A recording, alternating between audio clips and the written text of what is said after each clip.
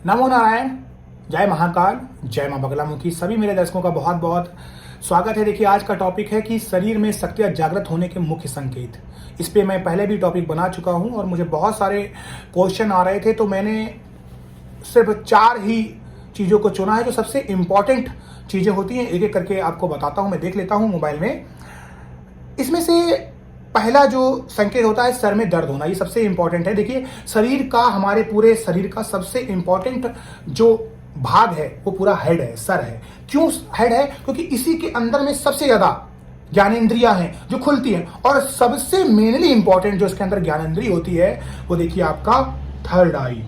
जब भी आप कोई भी पूजा पाठ करेंगे तो 2 आंखें तो आपकी ज्ञानेंद्रिय हैं, लेकिन एक आंखें और है। ये जो आंख है यही ज्ञानेंद्रिय, और यही आंख जब खुल जाएगी तो समझ लो आपके सारे काम बन गए, आपको सब कुछ मिल गया जो आप चाहते हैं।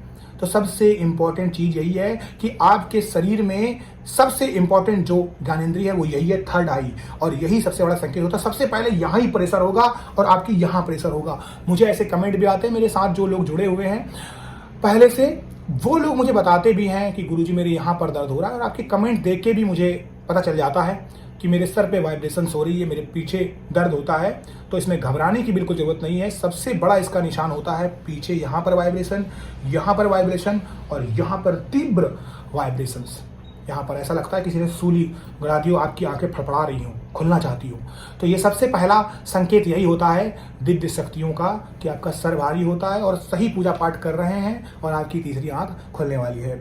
अगला है पूजा में फूल बनना। हर इंसान जो भी पूजा पाठ से सबसे पहले तन मन धन से जुड़ता है तो उसके पूजा के दीपक में फूल बनना स्टार्ट हो जाता है।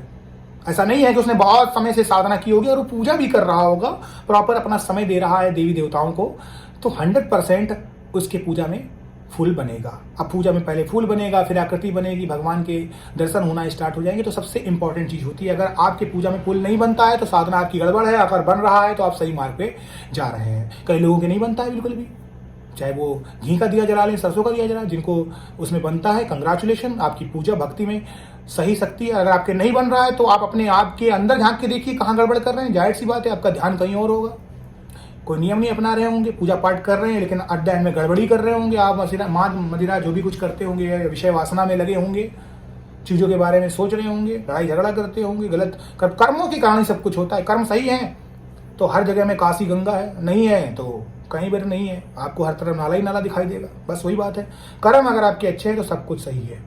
अगली बात आती है कि उबासी आना। देखिए, ये जम्हाई आना एक नॉर्मल चीज होती है। इसमें मुझे बहुत कमेंट आते हैं, गुरुजी जब भी मैं पूजा पाठ करता हूँ तो मुझे बहुत उबासी आती है, बार बार जम्हाई आती है, झटके आते हैं, सोने का मन करता है। देखो, शुरू में हर इंसान के साथ होता है, मेरे साथ भी हुआ था, मैं भी एक इंसान ही हूँ, ठीक है। तो मेरे साथ भी हुआ था, आप में से बहुत से लोगों के साथ भी ऐसा होगा और हो रहा होगा। जम्हाई आ रही है, बार बार ऐसे कर रहे हैं तो ऐसा लगता है कि नहीं ऐसा नहीं है। लेकिन अगर आप काफ़ी समय से कर रहे हैं, 5 साल 7 साल से कर रहे हैं, या फिर आपको करते करते 1 साल हो गया, फिर भी आपको जम्हाई आ रही है, दैट्स मीन आपका मन नहीं लग रहा पूजा पाठ में, आप आए 1 नंबर के आलसी हैं। यही सच है, कड़वा।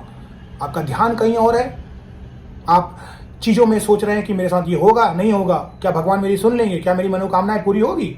सच्चाई है ये, तभी आपके साथ जमाई आ रही है। लेकिन अगर आपको अभी अभी समय नहीं हुआ है, अभी आप करना स्टार्ट किया, तो जमाई आना एक प्रोसेस है। नेगेटिव एनर्जी आपके शरीर से निकल रही है, नेगेटिव पासिंग होगी, पॉजिटिव एनर्जी भी आएगी। कुछ समय बाद आप इसमें नियंत्रण कर लेंगे, विजय पा लेंगे और सब चीज़ें अपने आप सेटल्ड हो जाएगी, खत्म हो जाएगी। तो जमाई आना एक नेगेटिव एनर्जी का प्रोसेस है, इसको इस तरीके से मत देखिए। और जो मैंने बताया है तो वो भी एक प्रोसेस ही है। शरीर में दर्द होना, हर इंसान के शरीर में दर्द होता है, अच्छा हो, बुरा हो, सीधा हो, कम एज का हो, लेकिन ये जो शरीर में दर्द होते हैं ये आपकी फिजिकल एक्टिविटी के ऊपर भी होता है। बहुत से मेरे साधक होंगे जो बुजुर्ग भी हो सकते हैं, मैंने अपने एनालिटिक्स में जाके देखा है कि मेरी जो ऑडियंस है वो 25 से 34 साल की उम्र, यानी 25 से 34 की एज के लोग ज़्यादा हैं जो मुझे सुनते हैं, इसमें कोई शक नहीं है।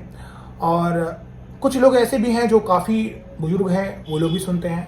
तो आपकी शक्ति के ऊपर होता है। 30 के बाद आपके शरीर में जो एजिंग होती है, उसकी प्रोसेसिंग जो होती है वो स्लो डाउन हो जाती है, टेस्टोस्टेरोन का लेवल घट जाता है, आप वो एक्टिविटी उतनी ज़्यादा नहीं कर पाते हैं, तब आपको दर्द ज़्यादा हो सकता है। तो कम ज़्यादा आपकी फिजिकल एक्टिविटी के ऊपर भी होता है, लेकिन दर्द सबको होता है। ये कहने की बातें हैं कि मर्द को दर्द नहीं होता है, लेकिन साधना पूजा मार्ग में जब आप जाते हैं तो सबको दर्द होता है। तो कहावत जैसे ही है, लेकिन सच्चाई जो होती है, फैक्ट इसके विपरीत है। तो हर इंसान को दर्द होता है, ये नॉर्मल प्रोसेस है। कुछ समय बाद आपको भूख नहीं लगती है, आपको अपने ज्ञानेंद्रियों पर विजय हो जाती है, विषय वासना के प्रति आपका दिमाग नहीं जाता है, आपका मोबाइल पे ध्यान नहीं जाएगा, कोई दोस्त आपका क्या कह रहा है कोई फर्क नहीं पड़ेगा, और कई कई घंटों तक आप एक जगह में बैठ सके। तो यही है मुख्य संकेत जो मैं आपको अपने इस वीडियो के माध्यम से बताना चाहता हूँ। खुश रहिए, स्वस्थ रहिए, आप सभी लोगों की मनोकामनाएं पूर्ण हो, इसी के साथ इजाजत दीजिए। जय महाकाल, जय मां बगलामुखी।